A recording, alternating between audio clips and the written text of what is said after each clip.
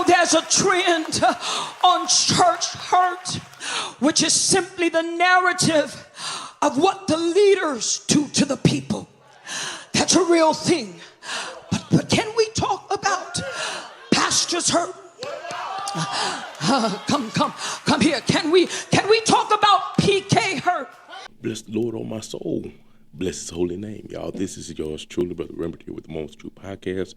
I'm so glad to have y'all here with me today. Listen, guys, we got a great reaction video coming along the way. You don't want to miss it. Let's get into it.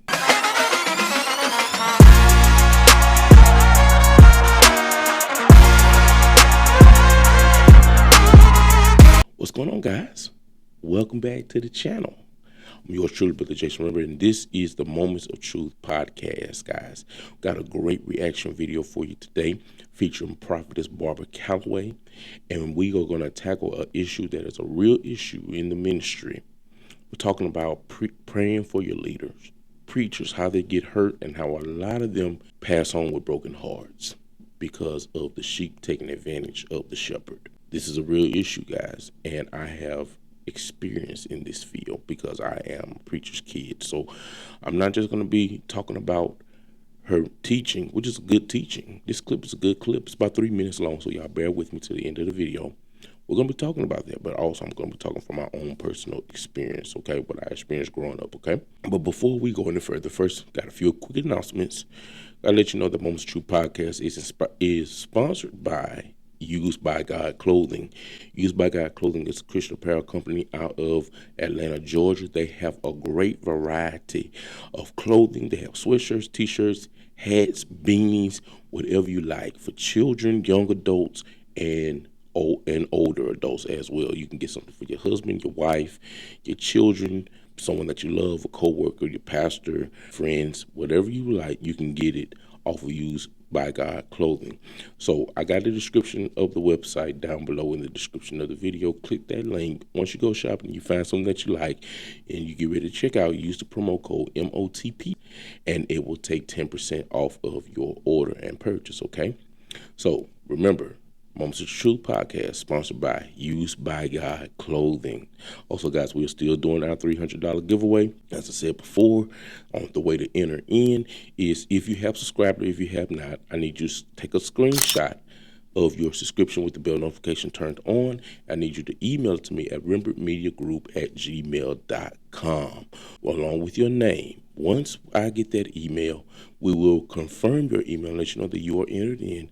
And once we hit 10,000 subscribers, we will do a video drawing of one blessed subscriber name out of the hat, and you will win that money. Once you win, we'll email you and let you know you've won. You give us your Cash App, and we will send that money to you. Lastly, guys, for those of you that are wondering how can you give to the platform, you can do it one of 3 ways. The first thing you can do is you become a member. You can become a member of the podcast, and what that does, for a small fee of $4.99 a month, you will be able to get access to videos earlier than everybody else. We also have special member shout-outs, and we also will give our special prayer videos that we do once every 3 days. So you can support the platform by being a member for $4.99, or down below in this video is an icon called Super Thanks. You can click that and you can donate whatever you would like, $1, $2, $3, $4, $5. It don't matter. Whatever you give, we greatly appreciate it. Also, we've got this QR code right here. If you can, scan the QR code and then it'll take you to our PayPal and you can donate that way. So listen, this is a video of Prophetess Barbara Calloway. I don't know the name of the church that she's speaking at or the name of the conference. Maybe one of y'all in the comments can tell me. But what I want to do is play this video for you guys. It's about 3 minutes and 30 seconds long. Once it's over with, we're going to come back and we're going to talk about it. Okay, guys? Here we go. You don't like the flavor of the church, just leave. No goodbye, no arrivederci, no hasta la vista. Just leave. And after all of the years of counseling And after all of the years of helping you pay your bills, I'm coming for you. After all of the hospital visits, you won't even give a proper exit. And that's why God can't bless you, because God honors honor. Oh, God help me. I know there's a trend on church hurt, which is simply the narrative of what the leaders do to the people. That's a real thing. But can we talk about pastors hurt? Come here. Can we talk about PK hurt? You don't have the options to leave. Your families don't have the options to be leaving. And people expect us, pastors and PKs, to be saved and professional even when you're ruthless and trifling. I know bishop and pastor, they're so humble and kind, they will probably never say this, but since I got the mic, I can. I know Pastor Tina and Nina and Lana, you've been trained to represent your parents well, so you'll never go off on nobody, but because I got the mic, I can. I know Pastor Chris and Pastor Travis and Pastor Mark, you have been trained to be professional and be nice to people in their mess.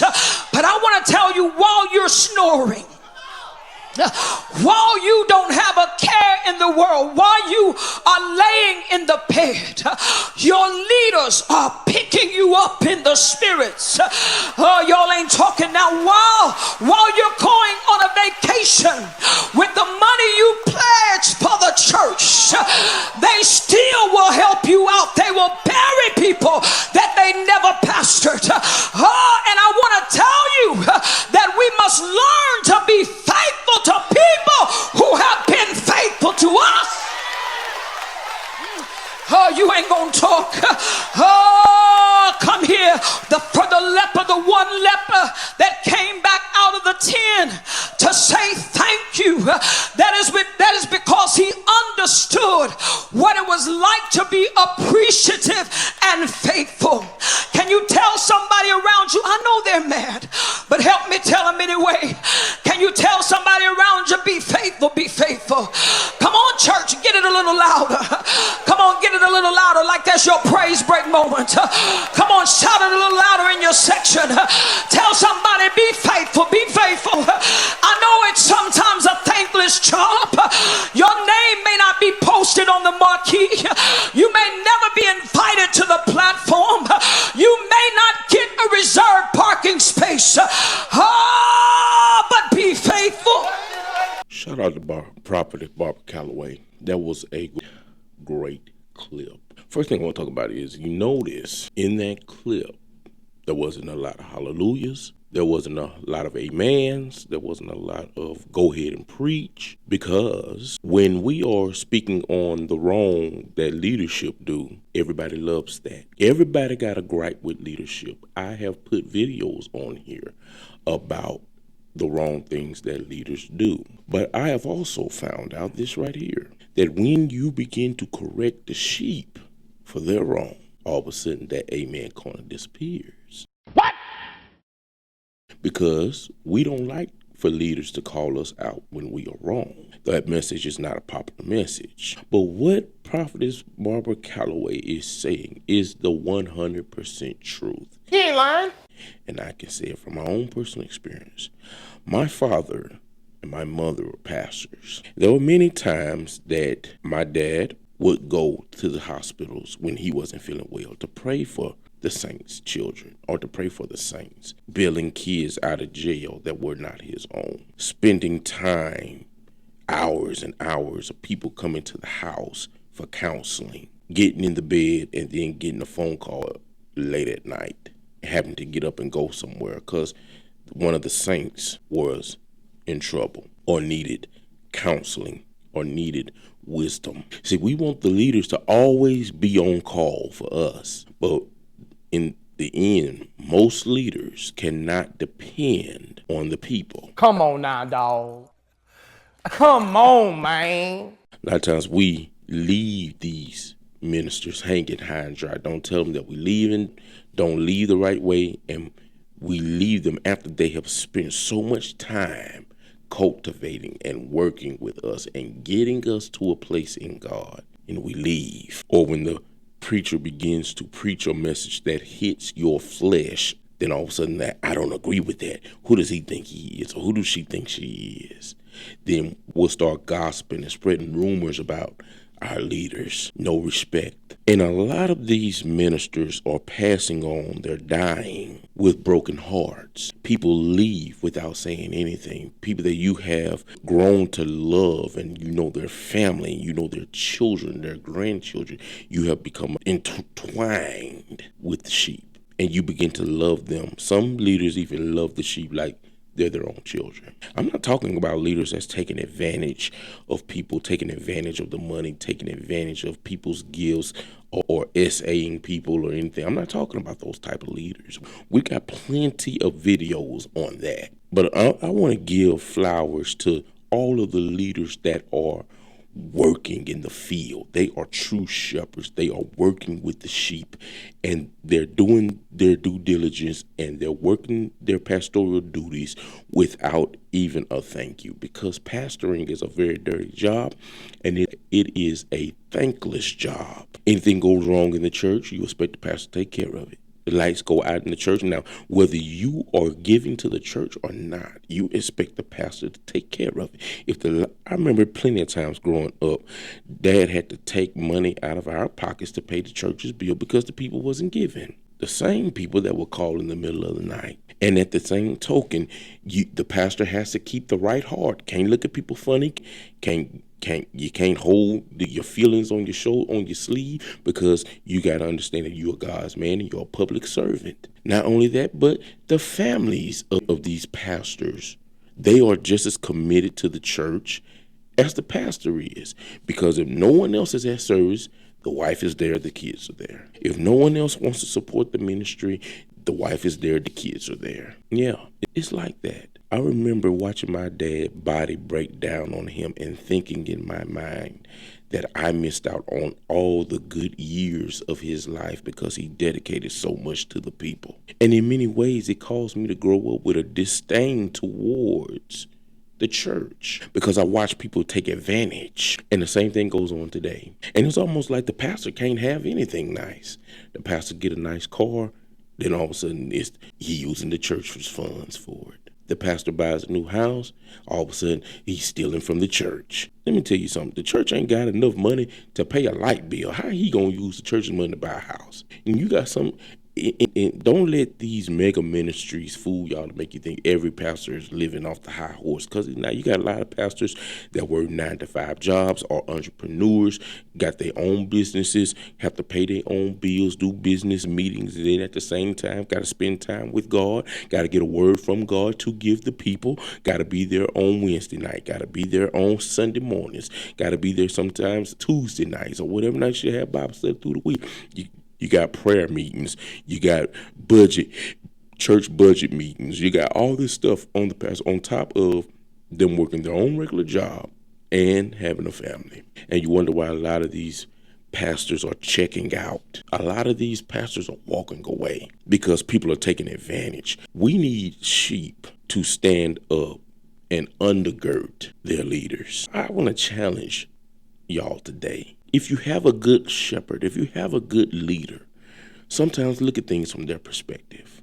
Ask God, Lord, help me to look through their eyes. Show me how what I do, how it affects them, and show me what I can do to help take the load off of them. You know, some pastors can't even go on a vacation. My dad and my mom couldn't really even go on vacations for real because the church put all the weight on them. We had one deacon named Deacon Lewis Durham, who was a real undergird to my father. But other than that, it was him all the time. And my father died at the age of 52.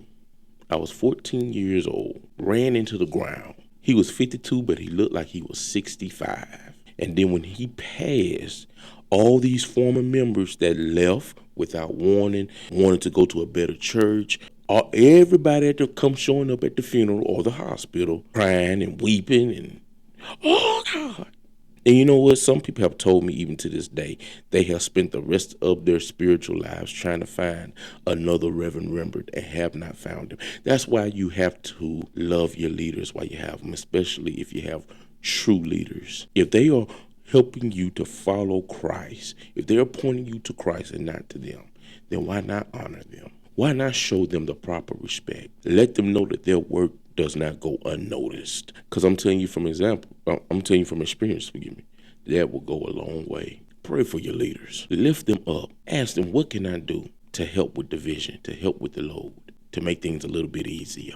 Some of us need to go and apologize to our leaders. Some of our leaders go to bed with broken hearts or go home after service. A lot of us don't even think about the shape that our leaders are in after services. Sometimes some leaders preach 2 and 3 services every Sunday, and they're tired. And we don't care how tired they are. We still want to have our meeting. We still want to have our sessions. And I remember one time I was having a session with my former pastor. He was so tired. He was fighting to stay awake in his chair to listen to me. And at that point in time, I had to tell myself, you know what, this is real selfish of me. This man cannot even rest. We have to do better as sheep. We have to do better than what we've been doing. And if you are supporting your pastor properly, keep doing it. That's awesome. But if you know you can do better, then do it. That's all my time, guys. I pray God's blessings upon you. I pray that something was said to be a help to you. Until next time, this is Brother Remember, you are truly blessed in Jesus' name.